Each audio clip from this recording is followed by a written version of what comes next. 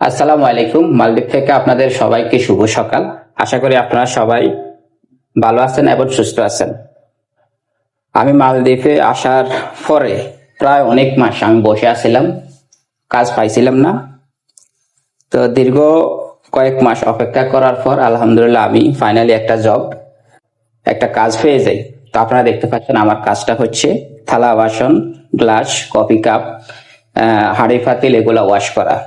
তো এই কাজটা আসলে অনেকজনে অনেক মন্তব্য করে, অনেকজনে ভিন্ন চোখে দেখে, বাট আমি আমার এই কাজটা খুব আনন্দের সাথে করতেছি।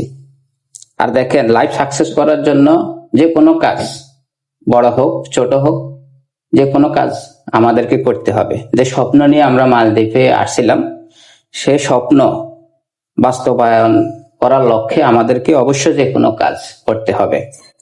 তা আলহামদুলিল্লাহ আমি এই কাজ করে ভালোই আছি, চলে আমার। আমি মাসের শেষে বাংলাদেশে ভালো একটা অ্যামাউন্ট পাঠাইতে পারি, প্রায় 40-50 হাজার টাকা আমি পাঠাইতে পারি বাংলাদেশে।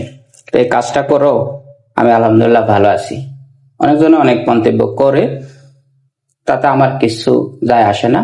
কাজ করতেই হবে। লাইফ সাকসেস করার জন্য যে কোনো কাজ করতেই হবে, যে কোনো ত্যাগ স্বীকার করতেই হবে। তো মালদ্বীপের অবস্থা যেহেতু খারাপ বর্তমানে, মালদ্বীপের অনেক প্রবাসী এখন প্রায় দিশেহারা হয়ে আছে, কাজ পাইতেছে না, খুব অসহায়। বর্তমানে যে পরিস্থিতি মালদ্বীপের, কাজের চাহিদা কম। এই কাজের চাহিদা কম কারণ একটাই, লোক বেশি আসার কারণে কাজের চাহিদা কমে গেছে। তো অনেকে এখনো বসে আছে, 4 মাস 5 মাস এইভাবে বসে আছে, কাজ পাইতেছে না। যে স্বপ্ন নিয়ে মালদ্বীপে আসছে ফ্যামিলিকে ভালো রাখার জন্য, কিভাবে ফ্যামিলিকে সুখে শান্তিতে রাখা যায়, কিভাবে ফিউচার সুন্দরভাবে গড়া যায়, মূলত এই টার্গেট করে আমরা একটা প্রবাসে আসি। তো অনেকেই এই মালদ্বীপে এই টার্গেট নিয়ে আসছে, বাট মালদ্বীপের পরিস্থিতি শিকার, কাজের চাহিদা কম, সেই কারণে অনেকেই হতাশ বসে আছে। তো হয়তো অনেকে আপনারা অপেক্ষা আছেন মালদ্বীপে আসার জন্য, চিন্তা ভাবনা করতেছেন, ভবিষ্যতে আসবেন। আপনাদের উদ্দেশ্য বলবো, আপনারা যদি মালদ্বীপে আসেন, আপনারা হয়তো যার মাধ্যমে আসবেন, আপনাদেরকে সে হয়তো অনেক লোভ লালসা দেখাইতে পারে, এটা স্বাভাবিক। মাসে আপনারা 70-80 হাজার, 1 লাখ টাকা এইভাবে ইনকাম করতে পারবেন, এটা আপনাদেরকে অনেকে লোভ লালসা দেখাবে, এটা স্বাভাবিক। দালালের কাজও হচ্ছে এটা। তো আপনারা যদি মালদ্বীপে চলে আসেন, আমি আপনাদের উদ্দেশ্যে একটি কথা বলবো, মালদ্বীপে আসার পরে আপনারা ধৈর্য হারা হবেন না। এখানে আসার পরে হয়তো এই পরিস্থিতি দেখে আপনারা একটু নার্ভাস হয়ে যাবেন, তো একটু টেনশনে পড়ে যাবেন। তো আপনাদের উদ্দেশ্য বলবো, আপনারা নার্ভাস হবেন না, আপনারা টেনশন নেবেন না। ধৈর্য সহকারে মনের ভিতরে শক্তি রেখে আপনারা অপেক্ষা করবেন। অপেক্ষা করলে, ধৈর্য সহকারে অপেক্ষা করলে আপনারা যে কোনো সময় যে কোনো কাজ পেয়ে যাবেন। আর যদি ধৈর্যহারা হয়ে যদি বাংলাদেশে চলে যান, ব্যাক করেন, আপনার টাকা তো খরচ হয়ে গেছে, টাকা এগুলো আর ফিরে আপনি পাবেন না যদি বাংলাদেশে চলে যান। আর বাংলাদেশে যদি চলে যান আপনি ধৈর্যহারা হয়ে, আপনার সব দিকে ক্ষতিগ্রস্ত হবে। ঠিক আছে? আপনি যে টাকা দিয়ে মালদ্বীপে আসবেন, লোন করে আসতেছে অনেকে, আমি নিজেও লোন করে আসছি মালদ্বীপে আসার সময়।